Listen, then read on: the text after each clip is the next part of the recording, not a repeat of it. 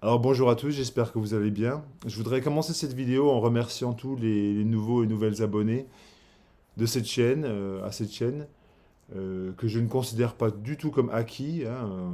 Je veux faire perdurer en fait cet esprit de vidéo de qualité pour vous montrer des choses qui sont intéressantes. Et puis, bon, c'est toujours assez pédagogique, on va dire, hein. C'est l'esprit, hein. Moi, mon boulot dans la vraie vie, c'est professeur quand même, c'est enseignant, donc en fait, ça se reflète peut-être dans les vidéos. Alors aujourd'hui, une vidéo qui va être en deux parties sur le thème de la Dream Pop, la Noise Pop, du Shoegaze. La première partie aujourd'hui, ça va se focaliser de 1980 à 1993. Puis la deuxième partie sera de 93 à 2023, avec des disques en grande majorité du Royaume-Uni, en fait, de Grande-Bretagne. Mais pas que, hein, aussi il y a quelques disques australiens, américains évidemment, bien sûr. Puis même un disque espagnol là, dans le tas, donc il y a un peu de tout. J'adore les listes, j'adore faire des listes, c'est un kiff pour moi, donc bon, je me suis dit, je vais vous faire une petite liste de disques de Dream Pop. Puis j'aimerais plus appeler ça Dream Pop que Shoegaze, qu'autre chose, parce qu'en fait, ça englobe un peu tout, hein, le terme Dream Pop. Si vous regardez cette chaîne, j'imagine que vous avez une vague idée au minimum de ce qu'est la Dream Pop. On va dire que c'est de la pop, bah non, comme j'ai dit avant, c'était un sous-genre de la musique indépendante. C'est apparu en grande partie entre le début et le milieu des années 80 en Grande-Bretagne. Il y a des labels comme 4AD, on pense tout de suite aux Cocteau Twins quand on pense à la Dream Pop euh,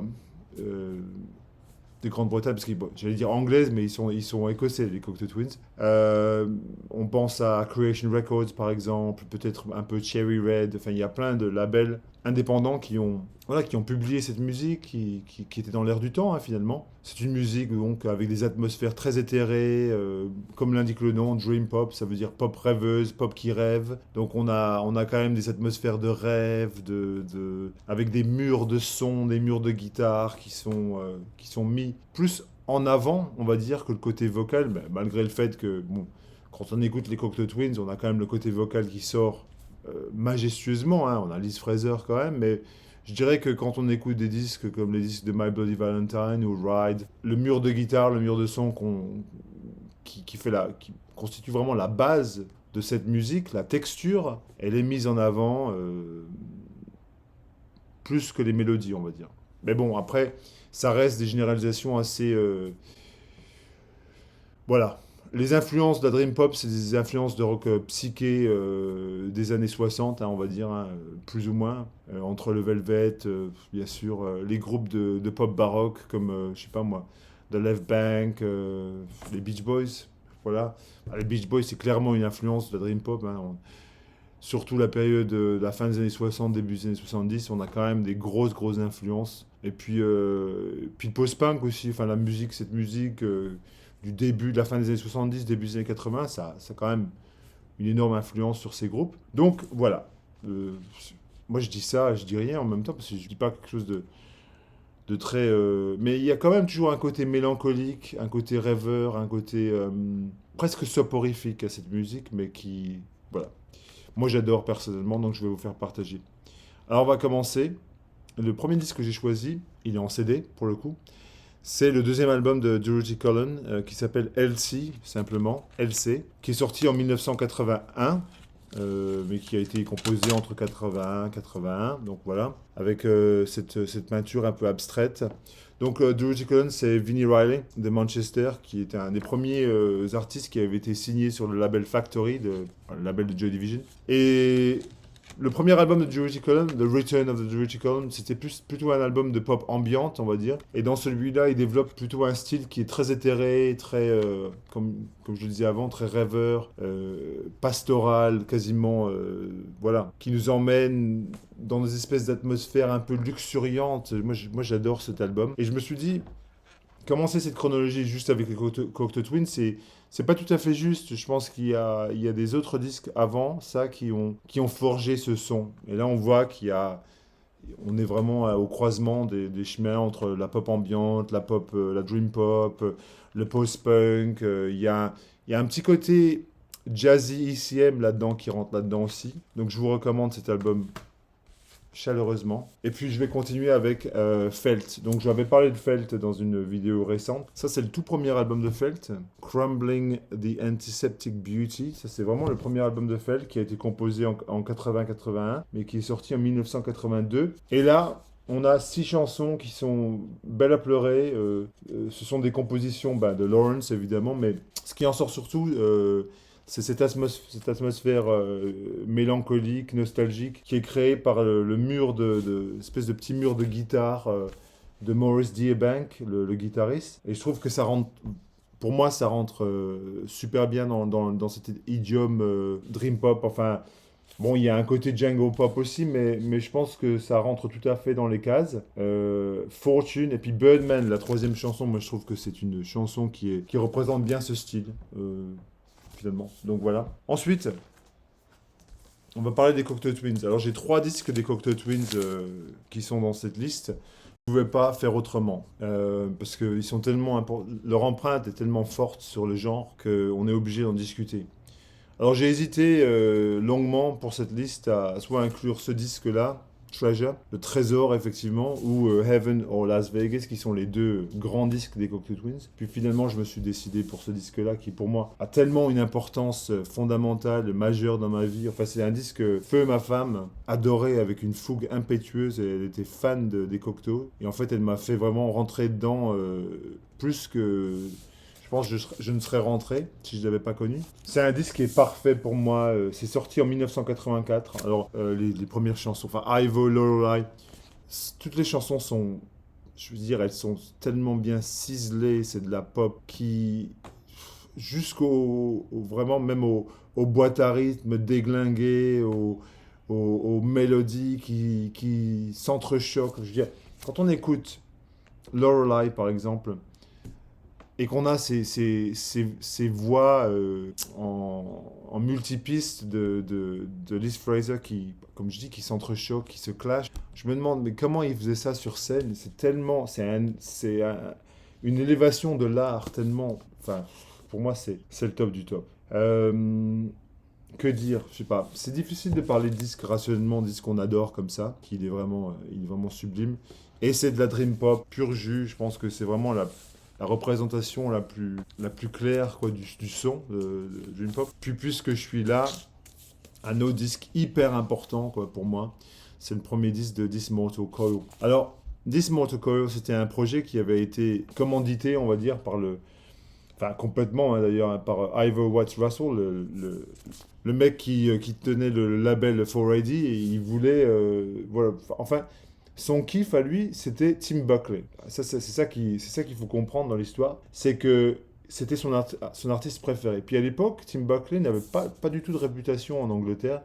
Je veux dire, il y avait des gens qui connaissaient la musique de Tim Buckley, mais en fait, il était assez inconnu. Je pense que Ivor Watts Russell, inconsciemment ou consciemment, il voulait faire passer la musique de Tim Buckley dans l'inconscient collectif. Non que ce disque ait été vendu à des centaines de millions d'exemplaires, mais au moins ceux qui l'avaient acheté à l'époque ont dû rentrer dans un trip Tim Buckley, parce qu'il y a la plus grande reprise de Song to the Siren. Donc, This Mortal Coil, qu'est-ce que c'est? C'est tous les artistes, enfin, un nombre d'artistes de 4AD de l'époque, de 84, qui ont tous des espèces de caméos. Donc il y a des chansons qui sont chantées par les Cocteau Twins, il y a des chansons qui sont chantées par les Dead Can Dance, il y a même Howard Devoto de Magazine là, qui apparaît là-dessus. Donc voilà, par exemple, comme vous pouvez voir là, on a, voilà, par exemple Song to the Siren, c'est vraiment les Cocteau Twins. Après Holocaust, c'est chanté par Howard Devoto. Dreams Made Flesh, ça c'est les Dead Can Dance, voilà. Donc en fait, c'était un projet qui, voilà, on a Syndito, Colorbox, donc il y a plein de groupes de l'écurie 4AD de l'époque, de 84, qui font ce projet ensemble. Mais alors, c'est juste magnifique. Kangaroo et Holocaust de Big Star, enfin, qui sont des chansons du troisième album de Big Star, sont magnifiquement interprétées. Puis alors, il y a bon, évidemment Song to the Siren. En fait, c'est vraiment c'est incroyable. Alors là, en 85, on a le premier disque vraiment de ce qu'on peut appeler le shoegaze. Vraiment, là, on est vraiment, pour le coup, plus dans le shoegaze que dans le dream pop. Jesus and Mary Chain, aussi un groupe écossais qui était centré sur Jim Reid et William Reid, qui tous les deux jouaient de la guitare et chantaient. Et le batteur Bobby Gillespie, qui plus tard forma Primal Scream, comme chacun sait. Sur ce premier disque, Psycho Candy, on a une espèce de mélange improbable entre le son du Velvet Underground et puis le mur de son de Phil Spector. On a l'impression parfois d'écouter les Ronettes ou je sais pas quel groupe des années 60 qui fait une fusion directe avec, on va dire, avec le Velvet, avec ces groupes des années 60, ces groupes américains des années 60 de psyché. Enfin, c'est un mélange improbable, en même temps, ça tombe sous le sens, moi je trouve. Just Like Honey, Never Understand, Taste the Floor, Taste of Cindy, il y a que des classiques. My Little Underground, You Trip Me Up. Il n'y a pas une chanson qui tue pas là-dessus, c'est que des chansons qui tuent. Voilà, 1985, en même temps je vous apprends rien. Ensuite, un autre groupe de 4AD, mais alors qui est pas du tout connu, qui est complètement sous le radar, c'est le groupe, d'ailleurs voilà, le logo de 4AD, c'est le groupe Diff Jazz. Je vois que c'était un jeu de mots sur la phrase Different Jazz. Parce qu'en fait, vraiment, dans Diff Jazz, on a de la dream pop, mais qui est vraiment mélangée à du jazz. Et vraiment du jazz, pour le coup, côté ECM. On a vraiment l'impression, parfois, qu'on écoute un album de ECM. On se dit, voilà, parce il y a ce saxophone, toutes les chansons sont instrumentales, quasiment. Il y a une chanson, je crois, où... voilà, Love Insane, voilà, où Liz Fraser des Cocteau Twins chante, mais tout le reste c'est instrumental. Et la dream pop instrumentale, c'est pas tellement commun finalement. Je sais pas, c'est vraiment la rencontre entre voilà, le jazz DCM et puis la dream pop de 4AD. Extractions de Diff Jazz. Alors je sais pas combien de personnes vont avoir ou connaître cet album, mais je vous le recommande parce que c'est quelque chose. Et même la couverture, elle fait ECM, je trouve. C'est incroyable quoi, pour un disque de 4AD. C'est sorti en 1985, non 85 ou 86 sur 4AD. Alors, on va repartir avec le dernier Cocteau Twins de cette liste hein, pour aujourd'hui. C'est un disque qui est apparu sous le nom, pas des Cocteau Twins, mais de Harold Budd, Liz Fraser, Robin Guthrie et Simon Raymond. Alors, ça s'appelle The Moon and the Melodies. La Lune et les Mélodies. Alors voilà, c'est un disque qui apparaît sous le nom de Harold Budd, sans être une véritable collaboration de studio, c'est plutôt une collaboration, on va dire, virtuelle. C'est un peu ça, parce qu'en fait, je pense, je me rappelle avoir lu dans le livre de 4AD que j'ai lu il y a assez longtemps en fait, mais que Harold Budd avait composé ses chansons au piano, et puis qu'ensuite les Cocteau Twins avaient ajouté des choses sur les chansons. Je pense que c'est dans l'ordre des choses, mais quand même, c'est magnifique, et puis c'est aussi, je trouve, dans le catalogue des Cocteau Twins, assez sous le radar. Moi j'ai tous leurs disques, et ça, c'est quelque chose qu'on voit plus rarement, on va dire. See Swallow Me, la première chanson, magnifique. Eyes and Mosaic. She Will Destroy You. Oh, c'est des chansons qui sont vraiment absolument superbes. Encore une fois, des atmosphères hyper éthérées, un sens de mélancolie absolument à fleur de peau. C'est juste magique. Donc je vais continuer avec quelque chose qui tombe entre le shoegaze et puis la dream pop. C'est les Spacemen 3, donc le groupe de Jason Pierce et puis Sonic Boom, les deux leaders du groupe. En fait, ils étaient trois hein, dans le groupe en vérité, mais les deux vraiment grands leaders, c'est Jason Pierce, qu'on trouve aussi sous le nom de Jason Spaceman, et puis Sonic Boom, qui joue de la guitare, de l'orgue, enfin ouais, du farfisa. Voilà, alors là c'est vraiment pour le coup, encore une fois, de l'influence Velvet, l'influence... je pense qu'il y a aussi un côté avant-gardiste dans la musique de Spaceman 3. Puis on est quand même dans cette mouvance, voilà. Quand on écoute par exemple Jesus and Mary Chain, on n'est pas à des milles et des lieues, mais je trouve qu'il y a quand même une belle influence psychédélique, krautrock là-dedans, qui ressort plus que les autres disques que j'ai montrés avant. Walking with Jesus, wow, c'est super, enfin, c'est vraiment génialissime. Voilà. Come Down Easy, Voilà, disque de 1987, Spaceman 3, The Perfect Prescription. Alors un disque américain pour changer un petit peu. Le premier album d'une trilogie qui est magique pour moi. Galaxy 500, le groupe de Dean Wareham et puis Damon Krukowski, qui est un groupe avec un son qui est reconnaissable entre mille. C'est de la dream pop avec un côté un peu slowcore quand même.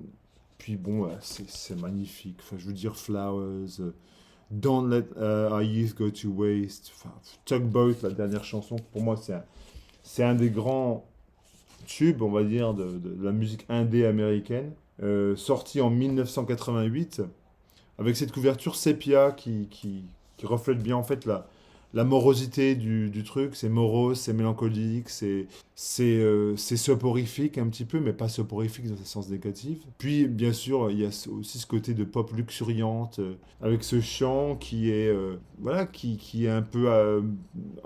voilà, en filigrane, on va dire quasiment, ce chant qui un peu cesse de se cacher, de se planquer au milieu dans les bois, quoi, et en train de se cacher, quoi.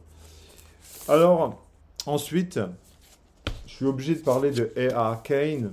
Pourquoi dois-je parler de A.R. Kane? Parce que A.R. Kane, c'est vraiment le groupe qui a donné le nom Dream Pop au genre Dream Pop. Alors oui, c'est vrai.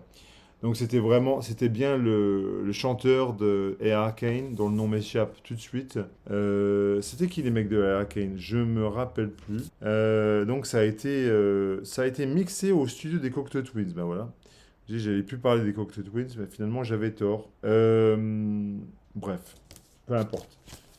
Le chanteur de A.R. Kane. Donc A.R. Kane, c'est un groupe de Londres. Et ça, c'est leur premier album, leur premier single sur Rough Trade. Ils étaient jusqu'à une période, je pense qu'ils étaient sur 4AD, puis après ils sont allés sur Rough Trade, me semble-t-il. C'est du Rough Trade ou pas? Ouais, RTT, ouais, c'est ça.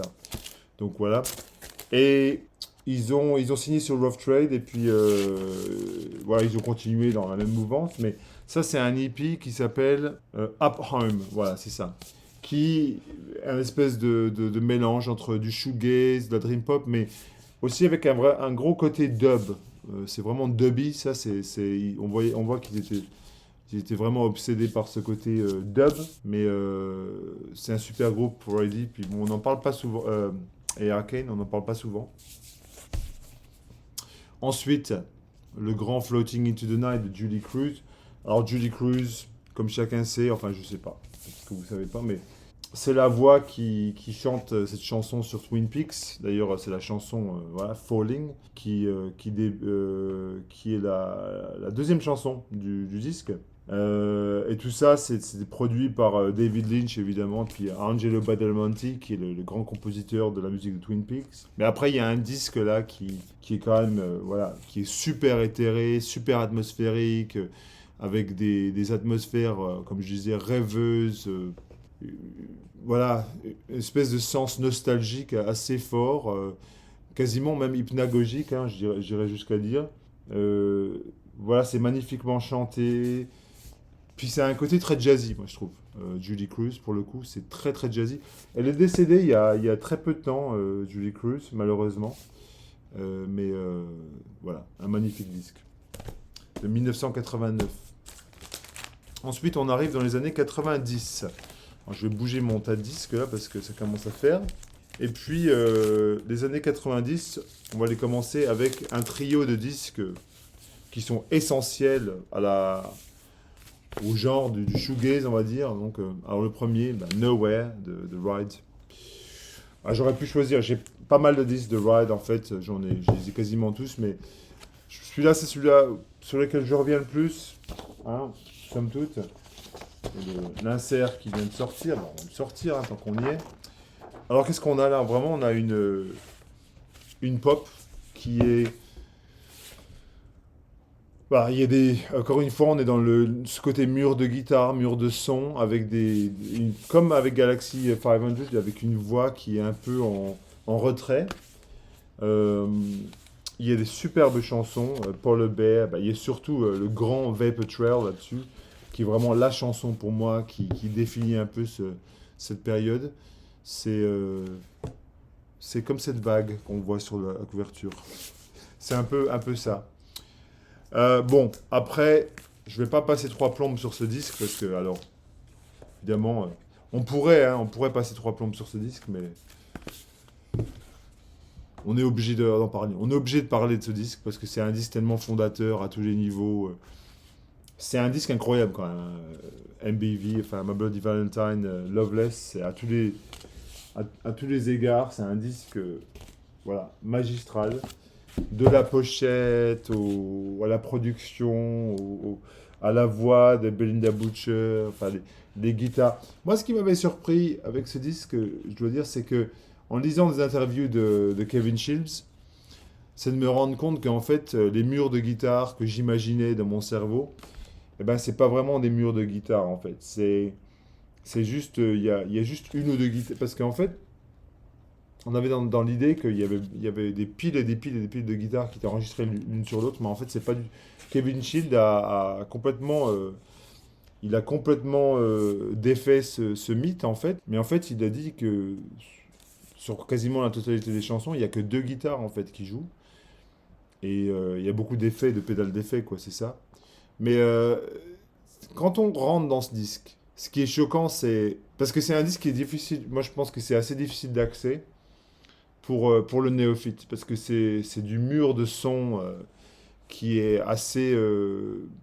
Ça se traverse pas facilement, ce mur de son. Il faut avoir le.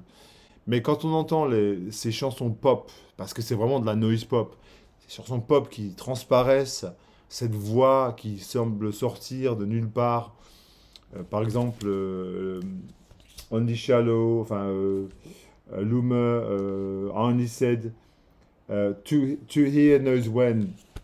C'est- Quand on rentre là-dedans, c'est une espèce d'univers voilà, magique quoi, dans lequel on rentre. Voilà, c'est magique. Voilà. Que dire de plus? Un autre groupe de Oxford, comme Ride, Say Swerve Driver, avec Raise, ah, ça c'est un superbe disque aussi. C'est plus. Ça c'est un genre différent encore une fois, parce que je pense que c'est du shoegaze, mais il y a un côté plus indie rock classique qui ressort de ça. Plus que la voix est déjà plus mise en avant avec Swerve Driver. Vous avez qu'à écouter Son of Mustang Ford, qui vous dira tout en fait hein, de cet album, qui est sorti en 91. Voilà, c'est super aussi. Voilà. Ensuite, 91. Alors un disque dont personne ne parle. Un disque espagnol de shoegaze. Le disque est du groupe Belveryin et l'album s'appelle Luz Bell. Alors Belveryin, comme je l'ai dit, c'était un groupe espagnol. Enfin, c'est un groupe espagnol parce ils ont sorti un nouveau disque il y a très peu de temps en fait. Voilà, d'ailleurs, je l'ai acheté parce que bah, je me suis dit, ouais, c'est incroyable. En 91, donc, c'était un groupe qui venait de Salamanca, qui est une ville au nord, une espèce de ville universitaire au nord de Madrid. Et puis, c'est du shoegaze instrumental, entièrement instrumental, mais alors c'est vraiment magnifiquement joué. Ça me rappelle beaucoup Ride, ça me rappelle beaucoup My Bloody Valentine aussi, hein, à certains égards, mais en moins, oui, en moins mûr de son, mais je dirais en plus dream pop que, enfin, côté dream pop instrumental, quoi. Voilà, c'est ça, on va dire. Belveryin, ok. Ensuite, il faut que je vous parle de ce groupe essentiel au shoegaze, en fait, les Pale Saints. Je ne sais pas si on peut voir ça si on le voit à peine, quoi, parce que c'est très pâle, en fait. Leur deuxième ou troisième album, qui s'appelle Ribbon... non, comment ça s'appelle? In Ribbons, c'est ça. Avec ces magnifiques contributions vocales de Marielle... comment elle s'appelle? Marielle Barham. Ouais, c'est ça. Exactement. Donc c'était un groupe qui avait été formé, je me rappelle, à Sheffield ou à Leeds peut-être, par ce trio de donc Chris Cooper, Ian Masters et puis Graham Naismith. Je crois que Graham Naismith est mort il y a pas très longtemps. Et puis Marielle Barham, qui chante beaucoup des chansons, elle était dans Lush au début. qui est aussi un groupe de, on va dire, hein, de Dream Pop aussi, effectivement. C'était sorti sur 4AD, et puis bon, ils avaient fait 2 ou 3 albums ensemble, et puis après ils s'étaient séparés en 96 ou quelque chose comme ça. Mais cet album, c'est vraiment un des sommets du shoegaze, en fait, hein, parce que c'est vraiment dans l'esprit, voilà, il y a pareil, il y a ce côté mur de son, de guitare, il y a ce côté pop éthéré. Et puis voilà, on entend un peu du rock indé américain, c'est un peu teinté de ça aussi. Donc voilà. Ensuite, j'en ai plus pour très longtemps, mais j'espère que je vous ennuie pas. Dreamscape, alors ça c'est un truc qui est aussi hyper sous le radar. C'était ressorti sur Cranky, label américain de rock indé incroyable. Un des meilleurs labels indé américains. Et en fait, ça c'est une compilation, mais une compilation de choses qui sont sorties entre 90 et 92. Donc là je suis en 92 avec les Pale Saints. J'ai mis celui-là en 92 parce qu'en fait ça englobe. Ils ont commencé en 89 et puis ils ont arrêté à peu près en 93, plus ou moins. Donc c'est 2 mecs, Scott Purnell et puis Jamie Gingle. Voilà. Voilà, exactement. Et puis avec des contributions vocales de Rebecca Rawlings. Donc Dreamscape, encore une fois, c'est vraiment dans l'univers de Ride. Ça fait un peu, certains égards, Galaxy 500. Il y a un peu de ça aussi. C'est de la dream pop, du shoegaze, de la noise pop. C'est un peu de tout. On voit qu'ils ont été quand même vachement influencés par Jesus and Mary Chain, les Smiths aussi, je pense, beaucoup. Puis ils ont sorti quelques EP, quelques choses là, ici et là. Et puis cette réédition est ressortie je sais pas, il y a quelques années, quoi. Mais voilà, c'est vachement sympa. Moi, je trouve que c'est un disque qui mérite d'être connu. Ça s'appelle The Ladida Recordings. Ok. Ensuite, on va tomber en 93. Il me reste 3 ou 4 disques et on a fini. Bon, évidemment, hein, je ne veux pas passer outre Souvlaki parce que bon, bah, Slowdive, c'est quand même un des groupes les plus importants sur Creation Records. On ne peut pas passer à côté, je veux dire. Voilà, entre Allison, Here She Comes, voilà, Some Velvet Morning. Enfin bon, voilà, c'est superbissime. Je veux dire, que dire de plus? Si vous avez jamais entendu Slowdive, bon ben, c'est encore une fois un espèce de pont entre la dream pop et puis le shoegaze. En fait, c'est entre les deux. Les chansons sont des chansons pop belles, belles, belles à pleurer. Vraiment, il n'y a rien à acheter dans cette musique. Puis un peu dans le même style, le premier album de The Verve. Alors, tout le monde connaît The Verve pour Bittersweet Symphony, hein, on est bien d'accord. Mais leur premier album, A Storm in Heaven, voilà, il est complètement différent. Alors, c'est vraiment du shoegaze pur jus. S'ils étaient restés dans cette direction-là et qu'ils n'étaient jamais partis dans un univers complètement pop, on les aurait mis peut-être au même niveau que Ride, que My Bloody Valentine, hein, mais après, bon, ils ont vraiment dévié sur, bah ouais, Bittersweet Symphony, machin, Drugs Don't Work. Mais cet album, le premier album de The Verve, c'est vraiment un album shoegaze 100%, avec le chant plus en avant, plus mis en avant que la texture, on va dire, mais c'est quand même... Il y a 3 ou 4 chansons incroyables là-dessus. Sail Away, non, c'est quoi? Non, Star Sail, Slide Away, The Sun, The Sea, enfin, voilà, c'est 93. 93, on va parler de Seafield, parce que, bon, là, c'est de la dream pop, mais aussi, il faut dire la vérité, c'est aussi de la techno ambiante. On est dans une espèce de mix entre Aphex Twin et puis Ride ici et My Bloody Valentine. Bon, après c'est vrai que c'était sorti sur Too Pure en 93. Si vous aimez la techno ambiante comme je sais pas, Boards of Canada, Aphex Twin, tout ça, vous mariez ça avec voilà, Ride ou My Bloody Valentine, vous avez 6 filles. Puis le dernier pour aujourd'hui, hein, parce que je ne veux pas vous accabler plus, c'est ce chef-d'œuvre de Catherine Wheel, c'est un groupe qui vient de Great Yarmouth, qui est dans le Norfolk. Donc Great Yarmouth, moi je connaissais ça parce que Quand j'étais prof en Angleterre, il y avait beaucoup de mes élèves qui partaient là-bas en vacances. Je ne sais pourquoi. Et donc, ce groupe vient de là. Alors, tout est beau là-dessus. La pochette, elle est magnifique. Vous avez juste à écouter. Enfin, je vous encourage à écouter. C'est quoi cette chanson? Crank. Moi, je trouve que Catherine Will, c'est une espèce d'amalgame entre un groupe de shoegaze puis un groupe de grunge. Non, mais je dis ça, c'est vrai que j'entends un peu de Pearl Jam là-dedans. Je sais pas pourquoi. Au niveau du chant, ça m'évoque un peu ce truc de Seattle, quoi. Voilà. Alors, je vais m'arrêter là en 93. Si j'ai pas nommé quelques groupes auxquels vous vous attendiez, ben, ils seront nommés dans la deuxième partie, évidemment, hein. Venez pas me dire, ouais, et puis t'as pas parlé de Yo La Tengo, ouais, et puis t'as pas parlé de Mazista, ouais, et puis t'as pas parlé de... J'en parlerai. Ne vous inquiétez pas. Ok, merci à tous. Au revoir.